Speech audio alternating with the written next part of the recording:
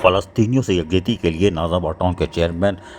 سید محمد مظفر 14 سال ہمت کر گئے، لیکن لیاقت آباد ٹاؤن نے دیکھا تندور گرم ہے تو وہ آ گئے۔ انہوں نے بولا مشترکہ طور پہ کر لیتے ہیں۔ انہوں نے بولا کوئی بات نہیں، کر لو بابو، کوئی بات نہیں۔ تو پھر اسحاق تیموری وائس چیئرمین بھی آ گئے، جبکہ Noman Siddiqui vice chairman Nazabad town بھی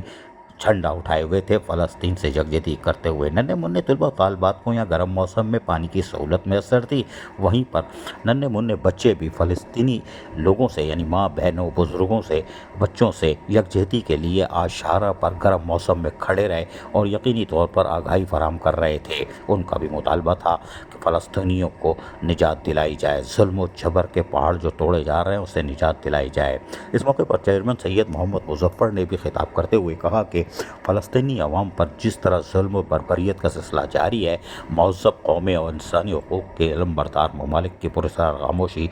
حیران کن ہے۔ اس موقع پر سید محمد مظفر نے آنے والے شرکاء قابل احترام اساتذہ کا شکریہ ادا کیا، جنہوں نے گرم موسم کے بعد بھی فلسطینیوں سے یکجہتی کے لیے ان کی اپیل پر لبیک کہا۔ اس موقع پر چیئرمین فراز Haseeb Liaquatabad town, vice chairman Ishaq Taimuri نے بھی وہاں پر، اور نعمان صدیقی وائس چیئرمین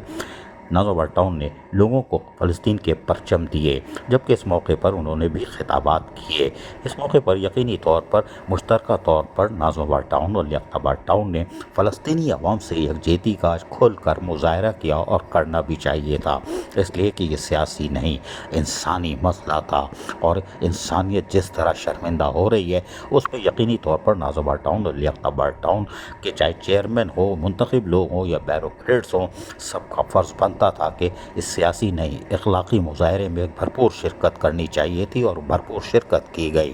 لہذا فلسطینی عوام سے یہاں یکجہتی کا اظہار کیا گیا، وہیں شہید ہونے والے مائیں بہنیں بزرگوں بچوں کی کو بھی زبردست خراج عقیدت پیش کیا گیا، ان کے لیے دعائیں مغفرت بھی کی گئی، اس لیے کہ انہوں نے جس طرح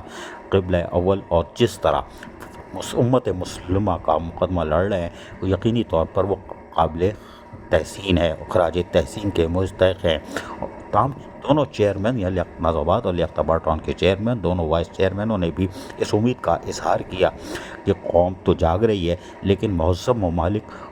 اور انسانی حقوق کے علمبردار ممالک کو بھی یقینی طور پر اب بیدار ہو جانا چاہیے، اور یقیناً طور پر پاکستان کے گلی محلوں کے ساتھ ساتھ نازآباد اور لیاقت آباد ٹاؤن کے محلے کے لوگ، گلی محلے کے لوگ اور معصوم بچے بزرگیں ماں بہنیں سب یقینی طور پر فلسطینی عوام سے کھل کر یکجہتی کا آج اظہار کر رہے ہیں۔